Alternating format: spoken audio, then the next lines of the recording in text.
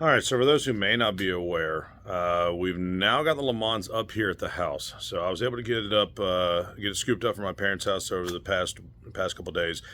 And now, ta-da, look at this thing. So, as we covered in the previous video, we think we have some loose torque converter bolts. You know, maybe a couple other things chattering that we got to straighten up when it hits that low idle spot. But we're going to be working on that, and that's going to be first order business. Let's get that squared away because that's a nuisance type of thing that doesn't need to be recurring. And from there, then we can safely dial in the choke. We can safely get base timing, you know, dialed in to a T, and can work on getting a lot of this carb tuning setup done. But I want to make sure that that piece of it is done because I don't want to cause any damage to that flex plate or worse to the transmission or something else along the drive line. But we'll get in the, underneath this car, get this checked out, and see what we've got.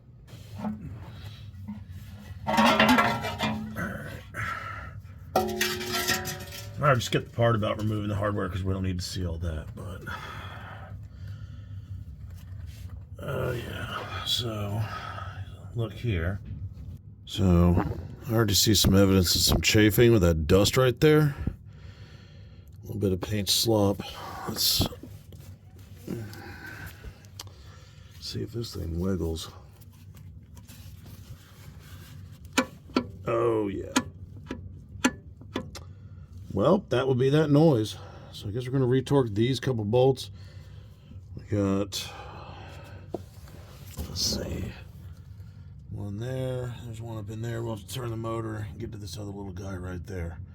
Should be 3 of them total. We'll get those snugged up, and hopefully that's that. Probably Loctite them in, blue Loctite in the meantime if they weren't already. That was definitely more loose than I would prefer. Hopefully it pulls in, wall it out.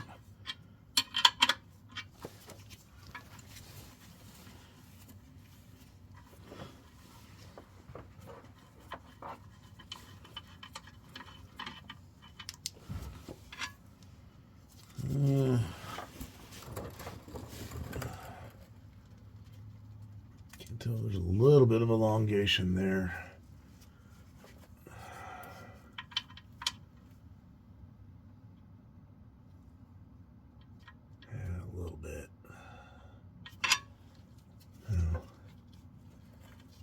Either way, we'll get these all opened back up and torqued in place. Alright, got our bolts. Release the first bolt. Loctited. We're just going to rotate do these one at a time. Rotate the flywheel. Get to the next bolt.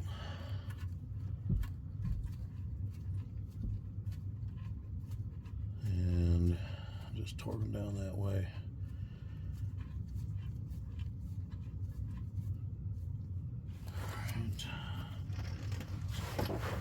It's be enough of a challenge trying to fish this thing in here, but it should work.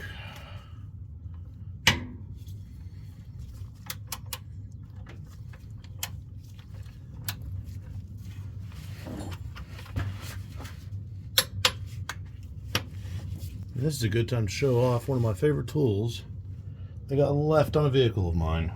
So, well, this is just a little 3/8 socket. I guess arm. Anyways, it's a nice slim profile and it makes it super easy to do stuff like this. I almost exclusively use it for turning the engine.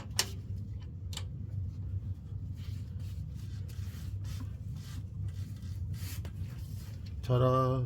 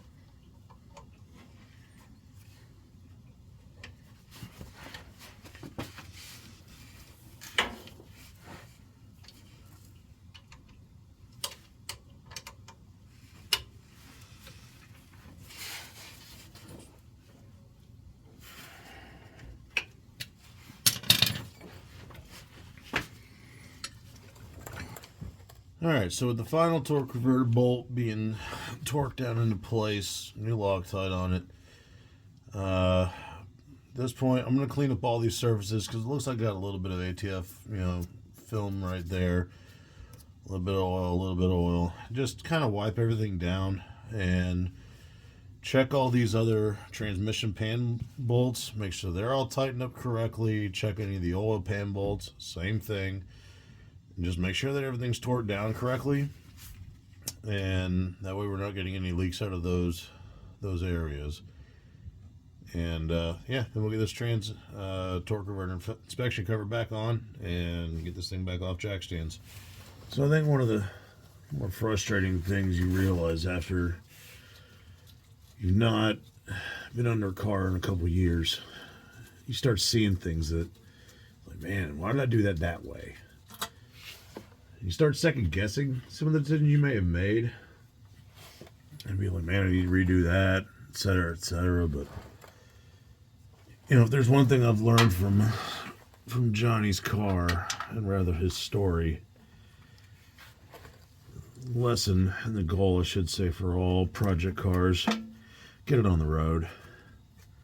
Get it on the road so it can be driven and enjoyed, and you'll have time to go back later and fix the things that you didn't like. But get it on the road and enjoy it, because time is finite. We don't have lots of it. And I don't know about y'all, but I'm here trying to enjoy the time I've got. As I sit here, taking dirt to the face. But wouldn't change it for anything in the world. Not at all.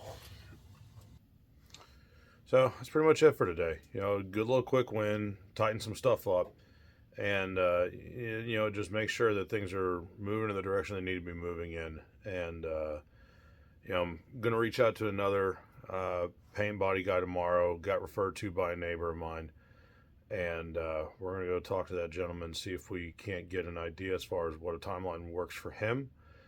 And it might keep a little bit of a fire lit underneath me in the meantime to keep chugging away at this and getting things knocked out. And really, if you can put a little bit of work in every single night, then sometimes that's all it takes, and you just apply it and keep getting things crossed off the list. So that's what we're going to do until this thing is done.